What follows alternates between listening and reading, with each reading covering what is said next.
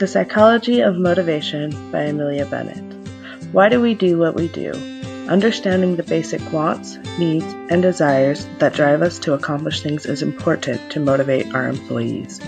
Being able to utilize those motivations will help us encourage our employees to be productive, loyal, and creative in the workplace. There are two schools of thought on motivation.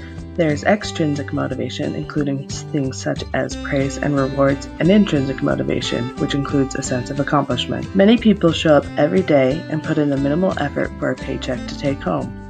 These extrinsic motivators keep the majority of employees in the workplace, but it does not engage them in their work. They do not put forth their best, most creative energy to the task at hand.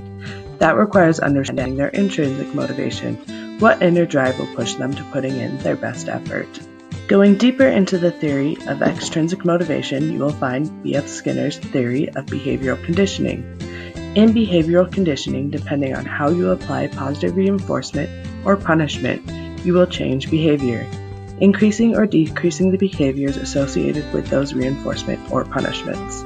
When an employee shows up for work on time and completes their tasks daily, we reward them with praise and payment, strengthening that behavior and leading to more desirable behaviors in the workplace. Along those same lines, punishing an employee for breaking the rules of the company reduces the likelihood that they will repeat the same behavior again. While behavioral conditioning might explain the external sources of behavior, it does not cover the why or intrinsic source of behavior. To better understand the intrinsic motivators that drive individuals, we looked at Abraham Maslow's hierarchy of needs. Maslow's hierarchy of needs explores the cognitive reasons of why people do what they do, what thoughts, feelings, or emotions drive people. In Maslow's hierarchy of needs, he suggests that people are motivated to fulfill their most basic needs before moving on to more advanced and complex needs. By understanding this hierarchy and what drives individuals, we can begin to engage and motivate them in the workplace. Starting from the bottom at the first and most basic level of Maslow's hierarchy of needs are physiological needs. These include the need for food, water, sleep, and warmth. These basic needs are considered the basic requirements for human survival. They are universal. If they are not met, we feel dissatisfaction and will be motivated to fulfill them. We will not be able to move on to the next level of needs very easily if our basic needs are not met.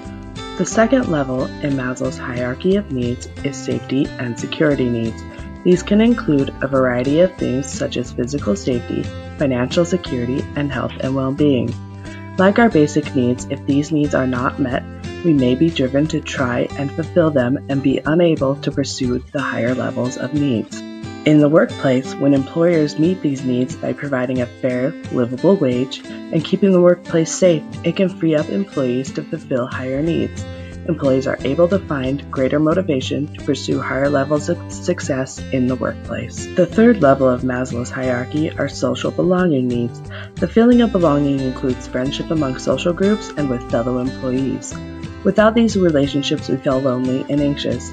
It can lead to depression and a lack of productivity. Belonging to a workplace culture is important for employee motivation to be present and putting in their best effort. The fourth level is esteem needs, the need for recognition and respect from others. Being able to contribute things of value allow individuals to fulfill those needs and build self-esteem and gain self-respect. These esteem needs extend not only to others' view of them, but their view of themselves. Their belief in themselves will push them to pursue bigger and better goals. The fifth and final level of Maslow's hierarchy of needs is self-actualization, or the realization of a person's full potential. At the apex of the hierarchy of needs is the need to self-actualize, to attain being all that you can be. Self-actualization is at the heart of every individual's motivation, and the more we understand about an employee's self-actualization needs, the more we will understand what motivates them. While Maslow's hierarchy of needs is shown as a pyramid to climb up, the levels of the hierarchy are interrelated, and we may go back and forth through them in our mastery of each level. While we are mastering each level, the motivation at the center is the need to self-actualize that we are constantly striving towards. There are many theories on what drives motivation and many theories that expand on Skinner and Maslow's theories. Skinner and Maslow's theories are a jumping off point to begin to understand what motivates our employees. When we understand motivation and what drives employees, we can utilize it to help foster loyalty, creativity, and productivity.